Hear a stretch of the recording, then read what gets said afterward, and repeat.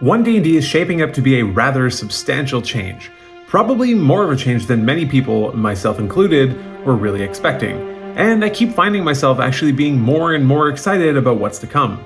In this video, I will be exploring and comparing the revised subclasses that we were provided in the September Unearthed Arcana, those being the Bard College of Lore, the Ranger Hunter Enclave, and the Rogue Thief Archetype. If you didn't see my previous video where I went over the revised Bard, Ranger, and Rogue, feel free to check it out. I'll leave a link here and in the description. I'll also be continuing to publish regular content on the development of One D&D as it progresses, so be sure to subscribe so you don't miss out. The Bard College of Lore, probably made most famous by Sam Riegel as Scanlan Shorthalt, has received some minor, albeit noteworthy tweaks that, in keeping with the theme of the revised Bard in general, both give and take away from the class simultaneously. Starting at 3rd level, where you were previously able to select any 3 skills and gain proficiency in them, you are now forced into selecting Arcana, History, and Nature. Unless of course you have these proficiencies already, in which case you can replace it with another of your choice. It's an interesting stance here, as Bard is typically known for its flexibility and versatility. It seems strange to make these 3 the default choices.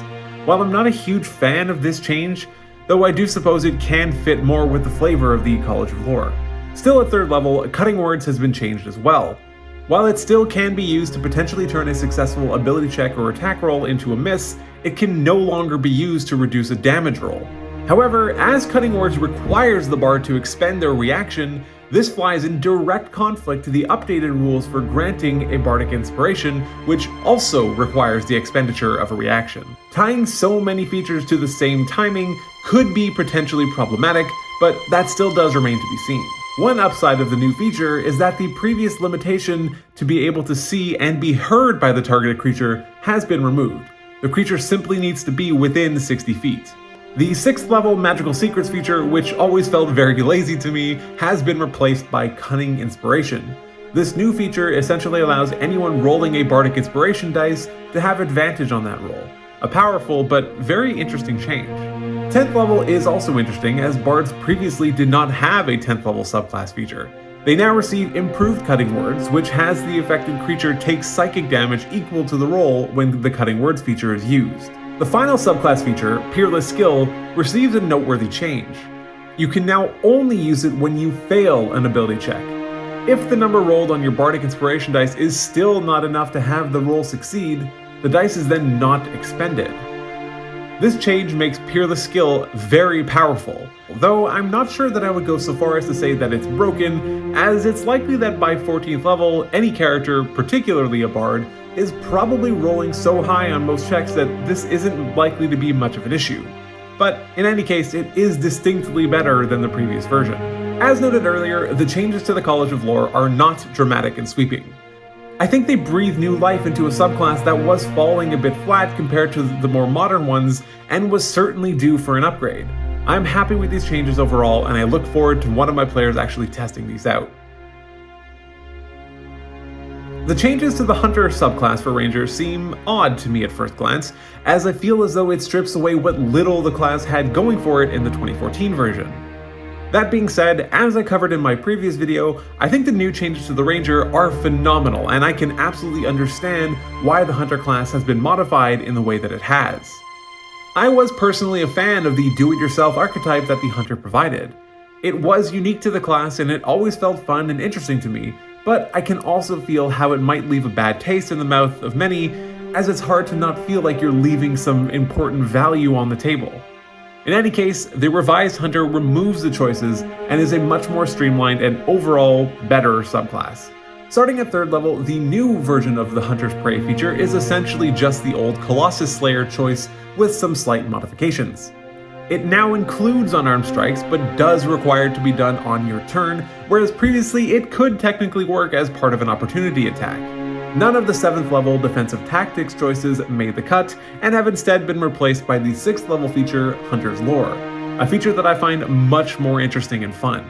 When a creature is under the effect of your Hunter's Mark spell, you learn if they have any resistances, immunities, or weaknesses, and what they are. This is a brilliantly thematic and flavorful addition, and I'm thrilled to see it here. The 11th level multi-attack choices have been reduced to the new 10th level feature, Multi-Attack, which is essentially an improved version of the old volley choice. You now have Conjure Barrage always prepared, but you are actually able to downcast the spell at first or second level and reduce the damage by 1d8 for each cast below third. This is an interesting mechanic I'm not sure that we've seen much before, and I really hope to see it expanded on a little bit more. Superior Hunter's Defense has moved to 14th level and is now a modified version of the evasion choice. When you hit with an attack roll, it allows you to use your reaction to halve the attacker's damage and redirect the other half to one creature that you can see within 5 feet of yourself that isn't the attacker. This seems very cool and flavorful. I can picture a hunter dodging out of the way of an attack at the last second, but still getting clipped on the shoulder with the remainder of the attack hitting someone behind them. However, the feature is unclear on what happens if there is no one to reflect the damage to. Does it go nowhere, or can you just not use the feature? My assumption would be that the extra damage simply goes nowhere and you could still use it as normal. Overall, I feel that the changes made to the Hunter subclass are for the better. As much as I enjoy the DIY aspect of the old subclass, sometimes it's nice to just be presented with solid choices at every level breakpoint and not feeling like you're constantly making mistakes while building your character. The Thief subclass for Rogue has always been a personal favorite of mine, so I was kind of wary of any changes to it, though I am happy to see it getting some love. The Fast Hands feature fundamentally stays the same, with the addition of being able to now use the search action, which admittedly seems to have some limited usefulness, but can come in clutch should it be used at the right time. Second Story Work still grants a climb speed equal to movement speed, but has changed the jump portion to now allow the use of a dexterity or strength check rather than simply increasing the distance of the jump.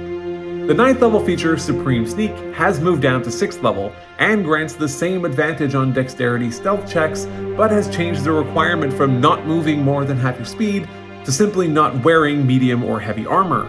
The new wording also makes it much more broadly applicable, as it is now essentially a passive ability that always works, whereas the previous wording, while technically was the same, did make it seem like it only worked in combat. Use Magic Device has now moved down to 10th level and is a much more interesting feature in my opinion. It harkens back to some of the original versions of the Rogue or Thief class from the early days of D&D, and I am a really big fan of this move. The feature now lets you attune to up to 4 magical items, and when you use a magical item that has charges, you roll a d6. On a 6, you don't expend the charge. But most notably, it now lets a thief freely use spell scrolls that contain cantrips or first level spells, but they can also attempt to use higher level spell scrolls provided they succeed on an Arcana check with DC equal to 10 plus the spell level. I love this change, and also am a big fan of the fact that it gives much more of a reason to not simply dump intelligence on this character. Thief's Reflexes has moved down to 14th level and now allows for 2 bonus actions to be used a number of times equal to your proficiency bonus per long rest. While certainly less flashy than the older version, which allowed for 2 full turns during the first round of combat, I think this one is overall a much more useful and versatile version of the feature. The changes to the Thief are much more significant than the changes to the Rogue class proper.